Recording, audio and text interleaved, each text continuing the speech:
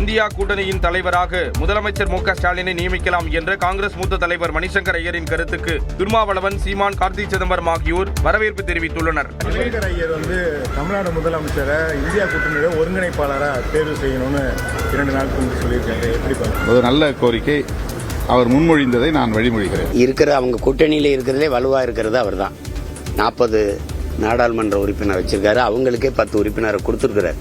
வேற எந்த மாநிலத்திலையும் அவங்களுக்கு அவ்வளவு வலு இல்லை. பிரதான அரசியல் கட்சி தவிர மற்ற அரசியல் கட்சியின் சார்பாக கன்வீனரை போடுறதுல ஒரு உண்மை இருக்கிறது. அதை போட்டிருக்கலாம், அந்த வாய்ப்பு கொடுத்துருக்கலாம். என்னை பொறுத்த வரைக்குமே ஒரு போன தடவை நிதிஷ்குமார் ஒரு தடவை இந்த கூட்டணிக்குள் வரும்போது அவரை ஒருங்கிணைப்பாளராக போட்டிருக்கலாம்.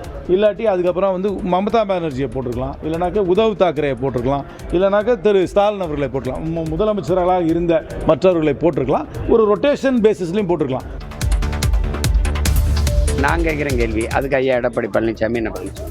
நீட்டு தேர்வில் நீங்கள் கூட்டணி வச்சிருக்கிற இந்த நாட்டை ஆண்டு கொண்டிருக்கிற பாரதிய ஜனதா கட்சியினுடைய கருத்து என்ன, நிலைப்பாடு என்ன சொல்லுங்க? நீட் தேர்வு விலக்கு விவகாரத்தில் அதிமுக பொதுச் செயலாளர் எடப்பாடி பழனிசாமிக்கு நாம் தமிழர் கட்சி ஒருங்கிணைப்பாளர் சீமான் முன்வைத்த கேள்விதான் இது. சென்னையில் செய்தியாளர்களிடம் பேசிய சீமான், தான் ஆட்சிக்கு வந்தால் மக்களுக்கு நிதி உதவி வழங்க மாட்டேன் என்றும் தமிழ்நாட்டை கடன்கார மாநிலமாக மாற்ற மாட்டேன் என்றும் தெரிவித்தார். ஆனால் விஜய் ஆட்சிக்கு வந்தால் என்ன செய்வார் என்றும் வினவினார். இப்போ இதே என் தம்பி ஒரு தடவை ஆட்சி அமைச்சிருந்து, ஒரு தடவை 5 ஆண்டு கால ஆட்சியில் இருந்து ஆட்சி நடத்திட்டு அடுத்த முறை இப்படி ஒரு அழைப்பு கொடுக்குறாருன்னா எல்லாரும் போவாங்க. ஆனால் ஆட்சிக்கே வராத, தேர்தலே நிற்காத ஒருவர் அழைக்கும் போது நம்பிக்கைக்குரியதாக இருக்காது. நீங்கள் ஆட்சியில் பங்கு கொடுக்குற அளவுக்கு தூய்மையான நேர்மையான கட்சிகள் இருந்தால் நீங்கள் ஏன் கட்சி ஆரம்பிச்சீங்க? வயது, அரசியல் அனுபவம் என எல்லாவற்றிலும் தான் மூத்தவன் என்றும் தனது தலைமையை ஏற்பதாக இருந்தால் விஜய் கூட்டணிக்கு வரலாம் என்றும் சீமான் தெரிவித்தார். திருப்பதி ஏழுமலையான் கோயிலில் நடிகை ஸ்ரேயா வழிபாடு நடத்தினார். புதன்கிழமை இரவு திருப்பதிக்கு வந்த ஸ்ரேயா இரவு திருமலையில் தங்கியிருந்தார். வியாழக்கிழமை அதிகாலை கோயிலுக்கு வந்த ஸ்ரேயா தோமால சேவையில் ஏழுமலையானை வழிபட்டார். சாமி கும்பிட்ட பின்னர் அவருக்கு தீர்த்த பிரசாதங்கள் வழங்கப்பட்டன. ஆந்திர பிரதேச மாநிலம் பல்நாடு மாவட்டத்தில் அதிகாலை நேரத்தில் லேசான நில அதிர்வு ஏற்பட்டதால் மக்கள் அச்சமடைந்தனர். வினுகொண்டா நகருக்கு அருகே 10 கிலோமீட்டர் ஆழத்தில் நில அதிர்வு ஏற்பட்டதாக தெரிகிறது. ரிக்டர் அளவுகோலில் 3.5 பதிவான நிலையில் வீடுகளில் இருக்கும் பொருட்கள் அதிர்ந்தன.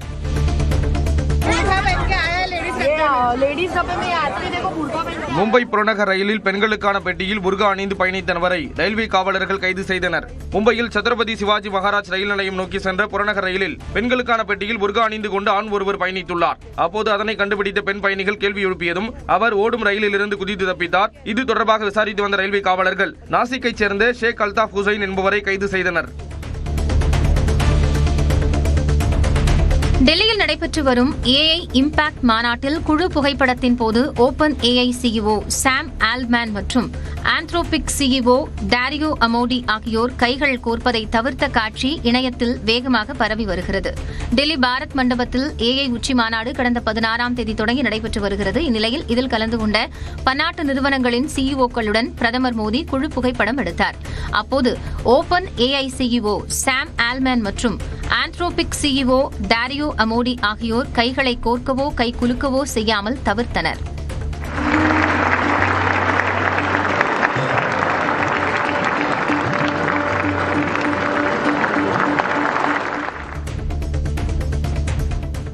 அசாம் மாநிலத்திற்கு சென்ற காங்கிரஸ் பொதுச் செயலாளர் பிரியங்கா காந்தி அங்குள்ள புகழ்பெற்ற காமாக்கியா கோவிலில் தரிசனம் செய்தார். அசாம் மாநிலத்திற்கு விரைவில் சட்டப்பேரவை தேர்தல் வரவுள்ள நிலையில் காங்கிரஸ் பொதுச் செயலாளரும் வயநாடு எம்பியுமான பிரியங்கா காந்தி அம்மாநிலத்தில் சுற்றுப்பயணம் மேற்கொண்டுள்ளார். இந்நிலையில் கவுகாத்தியில் உள்ள காமாக்கியா கோயிலுக்கு சென்ற அவர் காங்கிரஸ் நிர்வாகிகளுடன் சாமி தரிசனம் செய்தார்.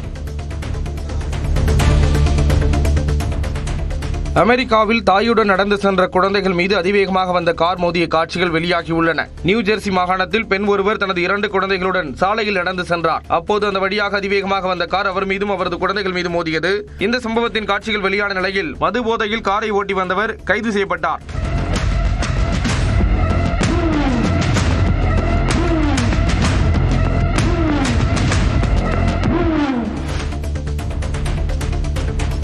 பாலஸ்தீனத்தின் மேற்கு கரை பகுதியை ஆக்கிரமிக்கும் இஸ்ரேலின் நடவடிக்கைக்கு இந்தியா உள்ளிட்ட 100 நாடுகள் கண்டனம் தெரிவித்துள்ளன. பாலஸ்தீனத்தின் மேற்கு கரை பகுதியில் யூத குடியேற்றங்களை விரிவுபடுத்தும் நோக்கில் அங்குள்ள நிலங்களை பதிவு செய்யும் புதிய நடைமுறைக்கு இஸ்ரேல் அமைச்சரவை ஒப்புதல் அளித்துள்ளது. இதனால் மேற்கு கரையில் உள்ள பாதிக்கும் மேற்பட்ட நிலங்களை பாலஸ்தீனர்கள் இழக்க நேரிடும் என்று மனித உரிமை அமைப்புகள் எச்சரித்துள்ளன. இந்நிலையில் இஸ்ரேலின் இந்த நடவடிக்கைக்கு இந்தியா, ஜப்பான், பிரிட்டன் உள்ளிட்ட 100க்கும் மேற்பட்ட நாடுகள் கூட்டறிக்கை வெளியிட்டு கண்டனம் தெரிவித்துள்ளன. தான் சூப்பர் ஸ்டார் ரஜினிகாந்தின் தீவிர ரசிகன் என்றும் போயஸ் கார்டனில் அவரை பார்க்கும்போது அவர் காரில் இருந்து கையசைப்பது கடவுள் ஹாய் சொல்வது போல் இருக்கும் என்றும் இந்திய டென்னிஸ் வீரர் லியாண்டர் பயஸ் தெரிவித்துள்ளார். I used to live in Poise Garden, very near to him, and whenever he'd come and drive into Poise Garden and we'd be driving out in the tennis bus, he would stop his car and wave out to us, and it was like, oh my gosh, it's like God just said hi to you.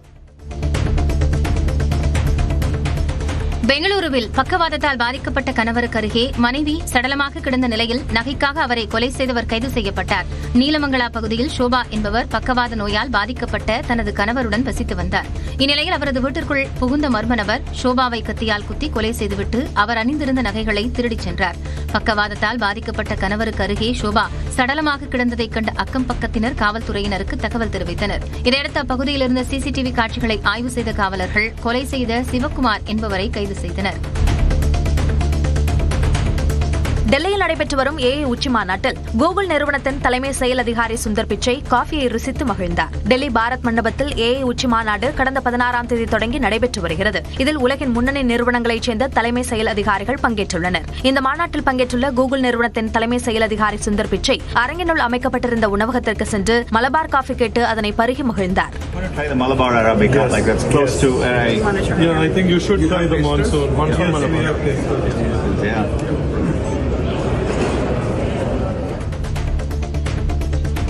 Dharmapuri மாவட்டம் அரூரில் திமுக அரசை கண்டித்து பாஜக சார்பில் நடைபெற்ற கண்டன ஆர்ப்பாட்டத்தில் அக்கட்சியினருக்கும் விசிகவினருக்கும் இடையே மோதல் ஏற்பட்டதால் பதற்றம் நிலவியது.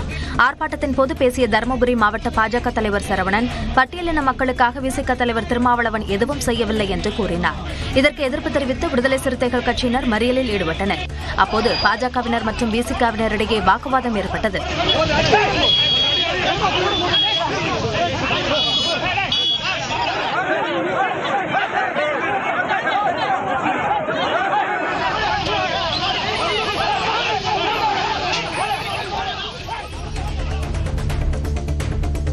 திருவண்ணாமலை ஆரணி அருகே இருசக்கர வாகனம் மீது மற்றொரு இருசக்கர வாகனம் மோதிய விபத்தில் கட்டட தொழிலாளி படுகாயமடைந்தார். முனியந்தாங்கல் கிராமத்தைச் சேர்ந்த முருகன் என்பவர் தனது இருசக்கர வாகனத்தில் வீட்டிற்கு தேவையான பொருட்களை வாங்கிக் கொண்டு உறவினருடன் வீட்டிற்கு சென்று கொண்டிருந்தார். கடலூர் சித்தூர் சாலையில் சென்றபோது இவரது பைக் மீது பின்னால் வந்த பைக் மோதியது.